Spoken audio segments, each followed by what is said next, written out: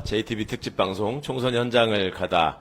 오늘도 여러분께서 많이 보고 싶어 하시는 우리 더불어민주연합의 두 후보님들 모시고 말씀 나눠보겠습니다. 선거가 이틀 앞으로 다가왔습니다. 사전투표가 금요일이기 때문에 재외국민들께서는 이미 지금 투표를 했다고 또 역대급 투표율을 올렸다고 말씀해 주셔서 우리 위성락 후보님은 대사님이시고 외교부 관료를 또 역임하셨고 그 남다르실 것 같아요. 인사 말씀과 함께. 예.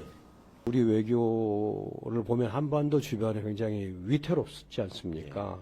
뭐 여러 가지 주변 정세가 한중 관계 최악이고 한라 관계 최악이고 남북 관계 최악이고 북핵 위협도 최고조고 이렇게 되면 이제 경제도 어렵고 민생 위태롭고 그렇죠. 그런 거를 좀 고쳐야 된다는 생각에서 저도 이렇게 나오게 되었습니다. 후보님 대사를 지내신 데가 러시아였죠? 네, 러시아였습니다. 지내신 데가요? 네. 네. 그 관련해서 궁금해하신 점 많을 텐데 또 여쭤보기로 하고요. 네. 예전부터 이제 우리 위성락 후보님 많이 그 성함 들어보셨을 겁니다. 이 한반도 평화 문제에 관해서 또 현장에서 또 이론적으로 지난번 또 대선에서도 우리 또 많은 공약 개발에도 기여하고 해주셨는데 후보님 지금 무엇보다도 이 정부가 출범한 이후에 한반도를 둘러싼 안보 상황 이거를 걱정하시는 분들이 정말 많잖아요. 그리고 국격의 추락 이런 것 때문에 정말 이번에 이제 재외교포 투표율이 뭐 사상 최대 뭐 지난번에 비교해서 3배가 넘는 65%를 기록했다. 이게 지금 다들 심상치 않은 징조로 저는 보이는데 어떻게 보세요, 전문가로서 후보님은? 제가 전문가 저기 입장에서 들어볼 때 지금 우리 최 의원님께서 두 가지의 핵심적인 쟁점을 지적하셨어요. 전문적으로 지적하셨습니다. 우선 한반도 안보 위기 상황이라는 것과 국격의 추락이라는 걸 말씀하셨는데 둘 다가 지금 우리한테 닥친 문제라서 저는 아마 재외국민께서 투표를 많이 참여하시는 것도 그런 데에 기인한 거라고 생각합니다. 고국에 대한 걱정, 그다음에 고국의 국격이 추락되는 것에 대한 또 어떤 느낌, 그것 때문에 많이들 참여하면서 바꿔보려고 하는 것 같은데요. 먼저 한반도 위기 상황에 대해서 말하면 지금 정부가 2년간 해온 것을 보자면 그 성과는 극과 극입니다. 미국과 관계를 튼튼히 했다. 일본과 관계도 개선했다는 것을 평가할 수는 있습니다. 그러나 우리는 사강에 둘러싸이고 분단된 나라이기 때문에 한쪽과의 관계가 좋은 것으로 끝나진 않습니다. 복잡 미묘한 구도 속에 있으니까 한쪽과 관계가 좋으면 다른 쪽하고 관계가 어려워질 수 있는 구조적인 문제가 있거든요. 그러니까 한 곳을 잘하는 게 능사가 아니고 다른 곳도 다 잘 관리하는 것 또한 중요한 일인데 지금은 다른 쪽에 대한 대처는 아예 없습니다. 없다 보니 우리가 미국, 일본하고 관계 개선한 것에 대한 반작용으로 중국이 반발하고 러시아가 반발하고 북한이 대결하고 그래서 전체적인 구도를 다시 보면 위태롭게 된 거죠. 아까도 제가 모두에 말씀드렸지만 한중 관계, 한러 관계, 남북 관계가 지금 최악입니다. 그렇게 되면 어떻게 되느냐면 우리가 가지고 있는 중요한 외교 아젠다라고 할 수 있는 한반도에서의 비핵화 안 되게 됩니다. 중국, 러시아가 방해하는데 되게 어렵습니다. 중국, 러시아가 북한 핵 문제 역성 들어주고 편 들어주고 제재를 회피할 길을 마련해주면 방법이 어렵게 되죠.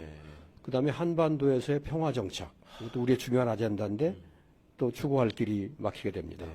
그리고 궁극적으로 한반도의 통일 또 막히게 됩니다. 그러한 우리 중요한 외교 아젠다가 막히는 상황을 보고 있어서는 안 됩니다. 어떻게 개선을 해야 되는 것인데 이 위태로운 상황이 지금 국민들을 불안하게 하는 거고요. 심지어는 잠깐만 중간에 하나 여쭤볼 게 있는데 외교관 생활을 몇 년도에 시작하셨죠? 저는 79년에 시작했습니다. 와, 그러면 박정희 정권 때부터 하신 건데 그때 이후로 지금 이렇게 돼 있는 이렇게 지금 소위 미국 일본도의 어떤 일종의 지금 구려외교로 받아들이는 국민들도 많이 계시는데 이렇게 중국 러시아를 적대시하면서 이런 구도로 지금 온 게 민주화 이후에 지금 우리 외교사에 있었던 상황입니까? 지금 상황은요. 냉정히 말해도 6.25 이래 가장 위태롭다고 6.25 이래요. 해도 과언이 아닙니다. 6.25라는 건 전쟁이기 때문에 위태로웠던 그렇죠. 거고요. 예. 가장 위태로웠고 그 와. 다음으로는 지금처럼 위태로운 때는 없습니다. 아. 왜냐하면 야. 물론 박정희 정권 때, 뭐 전두환 정권 때 남북 대결이 굉장히 심했지만 그렇죠. 예. 그때는 냉전 시대이기 때문에 우리가 냉전이라고 하는 어떤 금을 그어놓은 우리 쪽, 네. 서방 쪽 안에서 미국의 구도하에 네네. 이게 안전하게 지낼 수 있었어요. 네네. 그동안 금이 그어져 있으니까. 그렇죠. 예. 그러나 장벽이 무너진 다음에는 무너진 다음에는 우리가 서방, 동방하고 관계를 다 맺었으니까 예. 그때부터는 우리가 좀 꾸려가야 되는 거죠. 그러니까요. 중국, 러시아하고 그때는 관계가 없었거든요. 네네. 없었을 때는 좋고 나쁘고 없습니다. 네. 나쁜 거죠. 네. 없으니까. 근데 중국, 러시아하고 우리가 90년대부터 관계를 맺어서 소위 북방 정책으로 수교한 예, 이후에는 예, 네. 탈냉전을 꾸려왔는데 네. 수십 년을 그때 이래 지금같이 나쁜 데는 없다는 거죠. 한중 관계 수교일의 최악. 그러니까요. 저는 사실 북방외교 주무사무관이었어요. 아, 시작을 네. 예, 소련하고 수교하는 일을 맡아보았습니다. 네. 사실 제가 소련하고 수교하는 일에 젊은 시절을 보냈기 때문에 예. 각별한 소회가 있는데 그런 입장에서 지금 한러 관계가 이렇게 된 것을 보는 심정은 아주 착잡합니다. 진짜 이거 그러시겠네요. 보고 네, 있기는 네. 어렵다. 네. 뭔가 새롭게 접근해야 된다. 그만큼 위태로운 상황이라는 얘기고요. 국격의 추락이라는 거는 그런 외교를 하고 방치하고 결국 우리가 한반도 문제에서 고립되고 소외되고 하는 상황을 그냥 내버려 둔다는 건 우리 외교 수준을 보여주는 거고요. 네. 그런 와중에 아까 말한 이종석 호주대사 문제 이런 걸 하는 걸 보면 이게 이대로 붙을 수는 없다는 생각이 또 드는 거죠. 예, 예. 그렇습니다. 한 가지만 더 여쭤볼게요. 그 우크라이나 네. 전쟁 관련해서 제가 후보님 대선 때 이렇게 선대위에서 뵐 때 그때 막 전쟁이 발발해가지고 그 문제를 어떻게 바라보고 대처할 것인가 또 의견도 주시고 토론했던 기억이 있는데 네. 우크라이나 문제와 관련해서 지금 대통령이 일종의 이제 그 전쟁 물자 지원 뭐 이런 걸 포함해서 네. 상당히 공개적으로 우크라이나를 그 지지하는 그 네. 입장을 계속 표명하고 있지 않습니까? 네. 이게 우리나라 정도의 이 수준이 되는 국가에서 제가 보기에는 흔치 않아 보이던데 네. 있나요? 혹시 이런 태도를 취하고 있는 나라가? 이제 그리고 처음부터 얘기를 풀어보자면 예. 우크라이나 전쟁이 난 것은 이제 러시아가 공세를 취했기 그렇죠. 때문이지 침략이죠. 않습니까? 네. 침략이죠. 네. 그러니까 이제 국제법이나 뭐 여러 가지 관련 조약이나에 대한 위배 사항이기 때문에 국제사회가 거기에 대해서 이제 징벌적인 네. 태도를 취하는 것이고 한국이 국제사회에 책임 있는 일원이고 또 미국의 동맹국이고 서방의 일원이고 하기 때문에 그런 흐름 속에 동참하는 것은 자연스러운 일이 예. 됩니다. 그러나 모든 나라가 외교 문제를 OX 문제로 풀지는 않거든요. 이제 그렇게 참여를 하면서도 자기가 가지고 있는 독특한 지정학적인 이해가 있다거나 자기가 풀어야 될 또 나름의 외교 안보 아젠다가 있다면 그걸 감안하여서 적절한 스탠스를 취하고 그러니까요. 또 필요하면 보완책도 강구를 합니다. 근데 이제 우리의 문제는 이 어디가 적정점인지에 대한 고심이 별로 없이 그냥 따라하는 것이 눈에 보이고요. 그러다 보니까 그냥 따라하는 거죠. 따라하는 거긴 합니까? 네. 예. 근데 그나마. 우리가 그런 속에서도 예. 우리의 좌표를 생각하고 우리의 국익을 생각해서 어떤 적정한 점을 취해야 하고요. 그리고 우리 나름의 외교 안보 아젠다를 풀어가기 위해서는 러시아와의 관계를 끝없이 악화시켜서는 아니 되므로 네. 러시아 관계를 어떻게 하겠다는 방향을 내놔야 하는데 지금 2년이 되었지만 대러 정책은 보이지 않고 예. 또 중국도 유사한 건데 또 역시 거기도 보이지 않고 그래서 지금 우리가 어려운 상황에 있다고 생각합니다. 네. 네. 전쟁 발발 가능성을 걱정하시는 시민들이 진짜 많거든요. 네, 네, 예. 네. 후보님 어떻게 보세요? 네. 한반도의 전쟁 발발 가능성. 일반인들도 그런 걱정을 하고요. 예, 진짜 또 심각하게 걱정하십니다. 미국의 전문가 중에서도 이제 그런 주장과 글을 쓴 네. 사람도 있습니다. 그만큼 이제 위태로운 정도가 좀 심해졌다는 네. 거고, 근데 그것에 대해서 강성 일변도로만 대처를 계속 하니까 호전적인 발언을 또 대통령이 그렇게 나서서 대처를 하는 하니까 이러다가 뭐 일이 나는 게 아니냐는 네. 걱정을 할 법하죠. 네. 할 법하죠. 그래서 사실 외교라고 하는 것은 전쟁을 막으면서 어떻게든 이익의 접점을 찾아서 예. 이제 평화를 유지하고 국익을 극대화하는 과정인데 지금 하고 있는 것은 대결 일변도입니다. 네. 위험하죠. 그리고 특히 걱정스러운 것은 강성 레토릭입니다. 발언이죠. 발언 수위가 자극적인 발언. 자극적인 발언. 네. 근데 대통령 말씀도 그런 경우가 많고요. 또 걱정은 참모들도 또 그런 분이 예, 예. 많아요. 그런 것 사실 같습니다, 그게 진짜. 예. 뭐 어떤 정치적인 발언이 있더라도 우리 참모들이 김태호, 또 신원식 이런 이렇게, 분들 또 예, 통일부 그런, 장관까지 나서서 예, 얘기하는 거 전부 보면 이제 강성인데, 그러니까 미국에 전에 봤던 네오콘과 좀 유사하다고 할 수 예. 있습니다.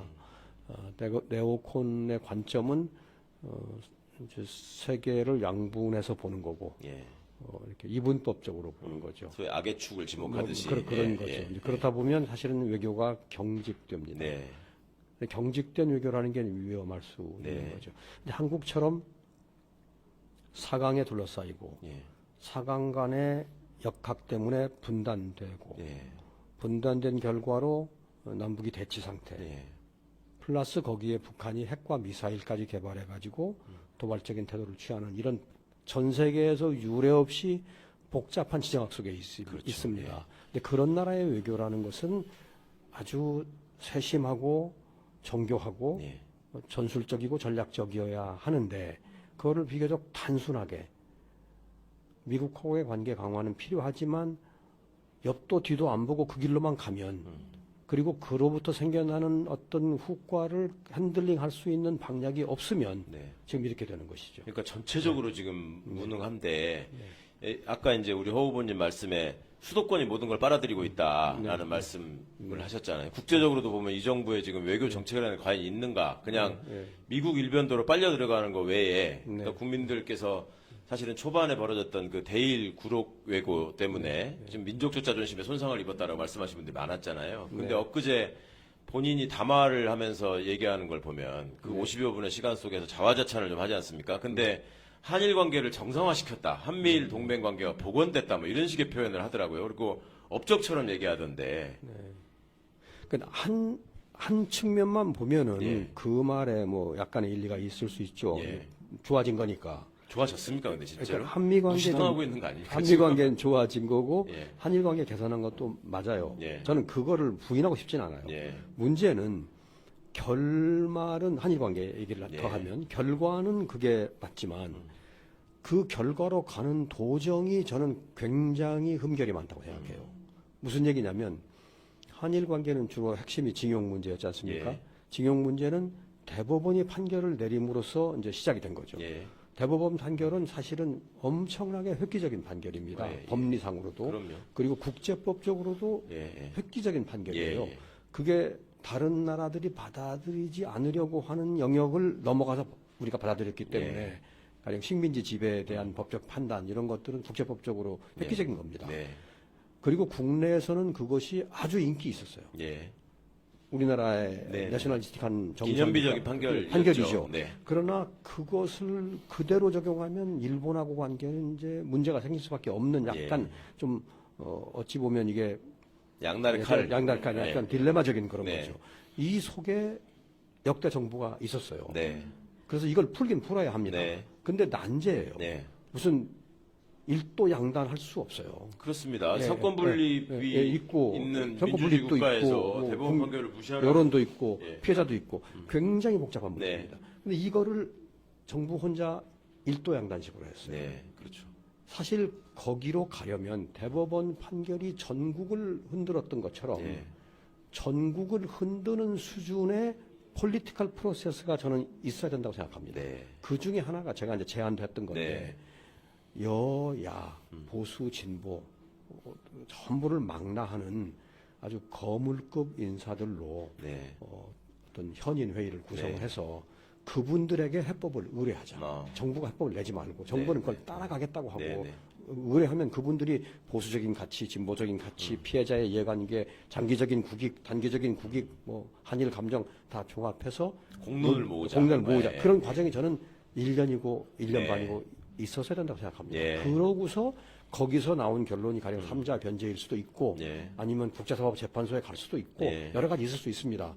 그런데 그거 없이 뚝딱 해가지고 왔어요. 국민들은 다 받아들이지 않습니다. 네, 피해자들은 그럼요. 물론이고요. 예, 예. 근데 그 속에서 한일 관계를 했고 개선됐다 해서 결과만 가지고 잘 되었다고 하는 것은 어떤 현상의 한 단면만 얘기하는 것이지 네. 전체 픽처를 갖고 보면은 흠결투성이고 결론만 괜찮은 겁니다.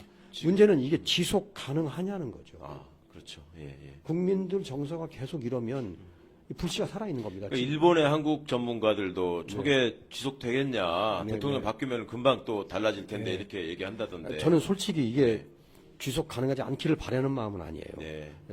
나라 사이의 관계나 나라 사이의 합의는 그것이 좀 흠결이 있더라도 일단 합의를 했으면 네. 신뢰를 위하여 지켜가는 게 맞다고 보기 때문에 이게 흔들리지 않기를 바라지만 그건 바람일 뿐이고 네. 흔들리지 않도록 조치를 해야 되지 않냐는 네. 거죠. 지금이라도 소통하고 대화해야 되는데 사실 정부가 들어와서 2년 동안 외교는 물론이고 국정 전반에 대해서 야당하고 일절 소통을 안 하잖아요. 그렇습니다. 예.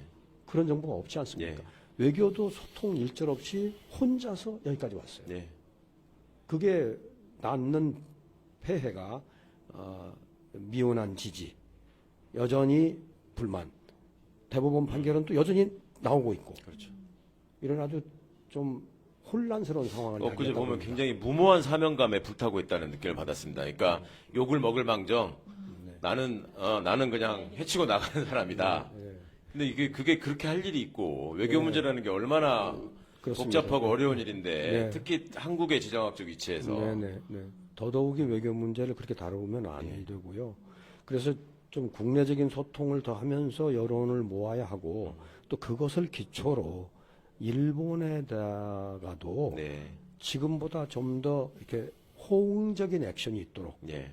그러니까 뭐라 할까 이렇게 일본이 부응하는 모습을 좀 보이도록 해야 하는데 네. 그거를 견인하지 못했습니다. 그렇습니다. 그냥 전혀 얻어낸 건 없이 없습니다. 네. 그러니까 그렇게 되면 국민 여론을 끌고 가기가 어려운 거죠. 그러니까 참 참혹한 상황입니다. 심지어 일본에서 저기 나올 때 야, 이 사람 있을 때 이제 독도 문제까지 해결하자 막 이런 얘기가 바로 이어지는 걸 보고 정말 황당하게 느끼는 국민들이 많으셨는데 지금 외교 정책의 문제도 그런 거잖아요. 그러니까 과거를 성찰하지 못하고 현재를 망가뜨리면서 미래까지 지금 훼손하는 정책. 이걸 정책이라고 표현해야 될지 모르겠습니다만은 예, 마이크 좀 가깝게 써주시고요. 지금 제가 보기에 일은 대통령이 나서서 뭐 바이든 날리면 어쩌고 하면서 이게 다 저질러 놓고 수습은 지금 외교부가 다 떠안아야 되는. 그게 이제 외교부 장관 그 해임 건의안까지 통과가 됐었잖아요. 그게 사실 외교부 장관 해임할 일은 아닌데 저지른 사람은 따로 있는데 본인이 지금 저렇게 뻗대니까 외교부 장관한테 책임을 물을 수밖에 없었던 상황이긴 한데 후배 외교관들이 선배님들을 뵈면 하소연을 하지는 않나요? 저는 개인적으로 좀 들었거든요. 정말 너무 힘들다. 어떠셨어요? 네, 뭐 제가 듣는 것도 있긴 있습니다. 제가 방송이라 다 소개는 못 하겠지만 사기도 높지 않고 너무 힘들어하더라고요. 힘들어하고 그렇습니다. 근데 사실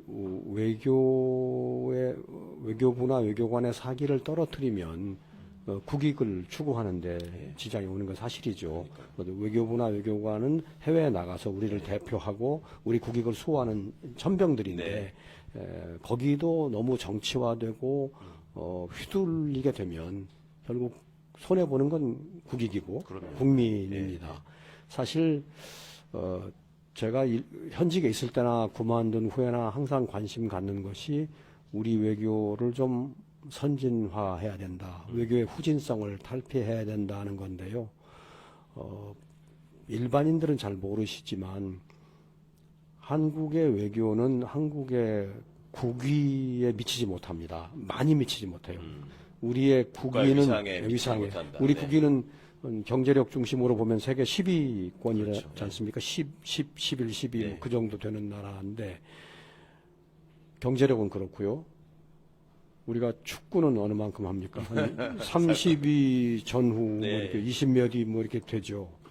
그렇게 부끄러운 수준은 아닙니다. 상황까지도 갔고요. 뭐 그래도 전 세계에서 우리가 20위권으로 알아주는 나라죠. 저는 외교는 그보다 훨씬 아래라고 생각합니다. 훨씬 아래인데 유럽에도 가보니까 빌딩에 새 들어있는 우리 대사관이 있더라고요. 네네. 제가 깜짝 놀랐었는데. 훨씬 아직도. 아래라서 이런 격차, 네. 그러니까 우리의 국제적인 위상과 우리의 외교는 소프트웨어고 네. 우리 위상이 하드웨어라면 우리 소프트웨어인데 소프트웨어가 많이 떨어져요. 네. 그래서 이거를 빨리 줄여야 되는데 네. 지금 우리가 보는 모습은 줄이기는커녕 더 후진화하는 거죠. 그러다 보면 이제 외교부 직원 사기도 낮고 그렇죠. 근데 결국은 국민에게 피해가 돌아가니까 빨리 고쳐야 되고요. 그런 고치려는 분위기가 떠올라야 합니다. 네. 아직은 이게 사회적 담론이 안 돼 있는데 우리 사회에 언론개혁, 검찰개혁은 어느 만큼 담론이 돼 있어요. 물론 네. 미화아니고 앞으로 해야 될 일이 많지만 사실은 외교개혁도 그 정도의 담론이 되어야 마땅한 일인데 이제 이거 미래의 과제입니다. 외교교육을 말씀해 주셔서 사실은 저는 개인적으로 좀 반가운 것이 부모님 제가 공직기관 비서관 근무를 해봤지 않습니까? 네, 네. 그때 이제 각 부처별 진단을 한단 말입니다. 그리고 네. 인사검증을 해보면 네. 부처별 특징이 나옵니다. 이 부처는 어떤 분야에서 문제가 많이 생기는구나. 네. 제가 볼 때는 외교부가 정말 심각한 수준이었습니다. 아, 네, 네. 검찰은 검찰 나름대로의 그 문제를 심각하게 안고 있는 조직이지만 네.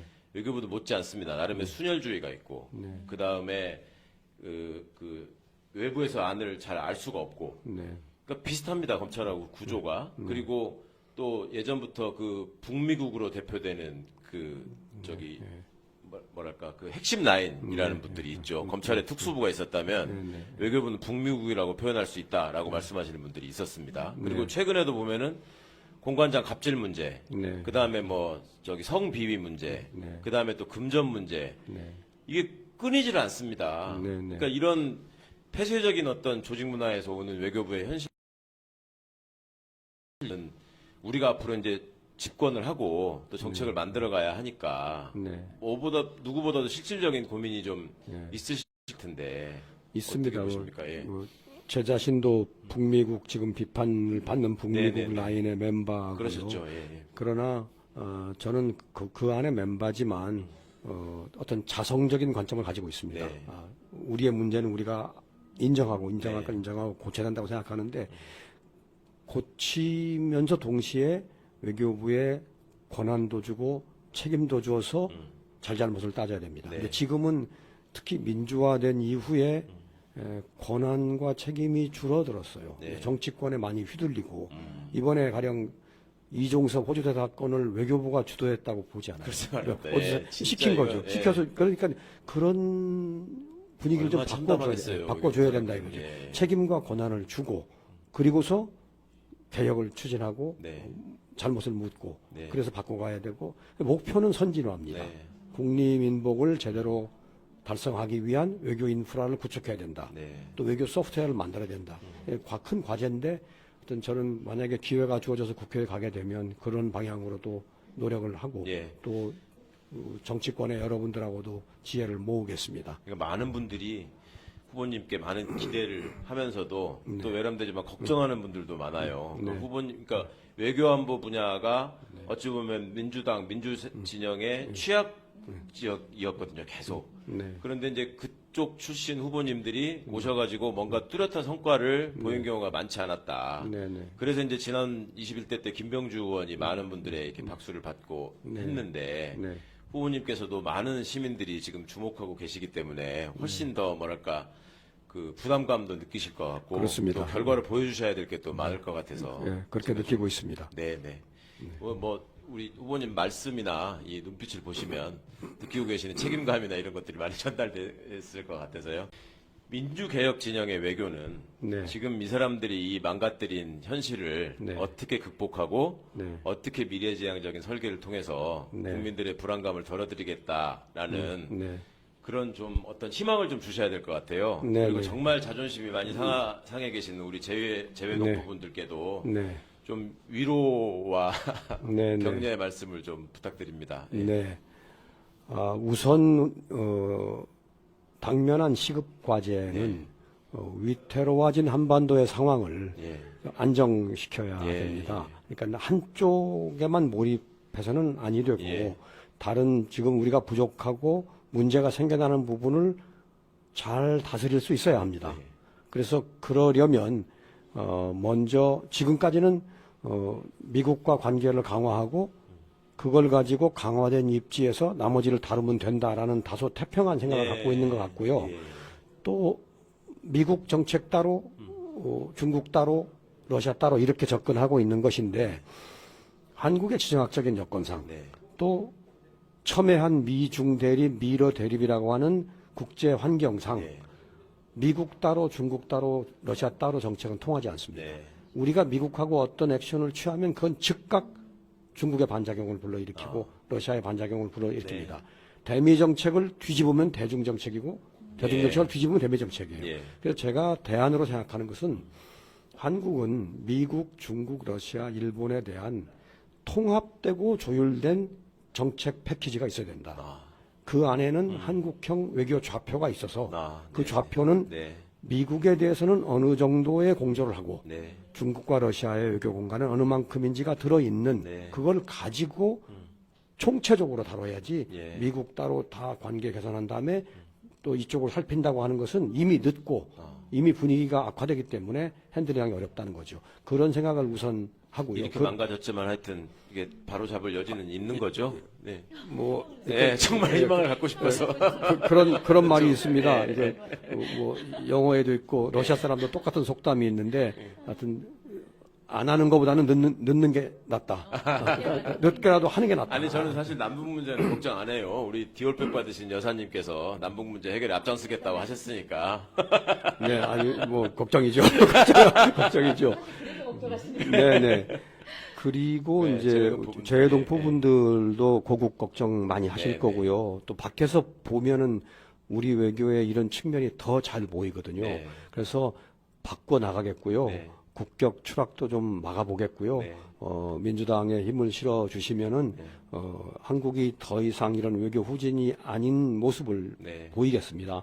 그리고 지금 이렇게 어려운 처지에서도 관심을 가지고 이렇게 투표장에 많이 나와주시고 성원하시는 데 대해서 감사하고 또 책무를 느낍니다. 이런 관심에 부응해야 된다.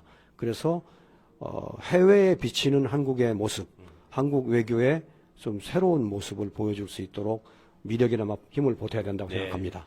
지금 많은 분들이 잘 모르실 텐데 재외동포청이 이번 정부 들어서 지금 출범을 하지 않았습니까? 네, 그렇습니다. 그러니까 동포분들께서 재외동포청을 만들지나 말든가 만들어 놓고 이렇게 더 망신을 주면 어떡하냐 이런 한탄을 하시더라고요, 진짜.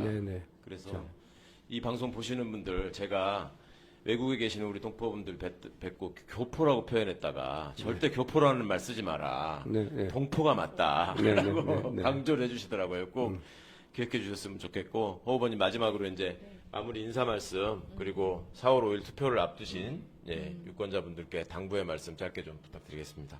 네, 더불어민주연합은 이번에 정말 거의 최초로 준연동형으로서의 그 갖춰야 될 조건들을 충분히 갖춘 첫 번째 시도라고 생각을 합니다. 그래서 여러분들께서 다양함, 그리고 민생, 그리고 내 삶을 바꿀 수 있는 구체적인 방법들을 갖고 있는 저희 후보들을 기억해 주시고 꼭 선택해 주시기 바랍니다. 기호 3번입니다. 더불어민주연합. 유 후보님 마지막 당부의 말씀 부탁드립니다. 네, 저는 더불어민주당의 추천으로 더불어민주연합에 온 비례 후보입니다. 더불어민주연합이 이번에 큰 지지를 받아서 많은 분이 원내에 들어가고 우리 허 후보님도 꼭 같이 들어갔으면 좋겠어요. 그런데 지금의 시대 정신은 제 생각에는 정부를 심판하는 겁니다. 그게 큰 시대 정신이고 그런 시대 정신을 받아서 저희 당도 나왔고 또 유사한 시대 정신을 표방하는 다른 당도 있어요. 그런데 좀 저희가 또 다른 점은 저희는 연대한 그러니까 원내의 제일 다수당과 연대하에 있고 또 다른 시민사회단체들이 모여서 만든 거대한 연대이기 때문에 우선 원내에 들어가게 되면 힘이 더 있고요. 그다음에 다양한 전문가들이 모여 있기 때문에 국정 전반에 대해서 정권 심판만이 아니고 대안도 낼 수 있는 역량이 있습니다. 이해도와 실천력까지 다 갖추신 것 같아요. 그렇습니다. 힘과 역량이 있기 때문에 저희를 통하여 일을 하는 것이 궁극적으로 성과를 내는데 좋다. 그래서 저는 더불어민주에 몰빵해 주십시오. 이렇게 말씀드립니다. 야, 우리 마지막으로 유 후보님께서 더불어민주에 몰빵해 주십시오 하는 말씀을 주셨습니다. 여러분 어떻게 들으셨는지 모르겠습니다.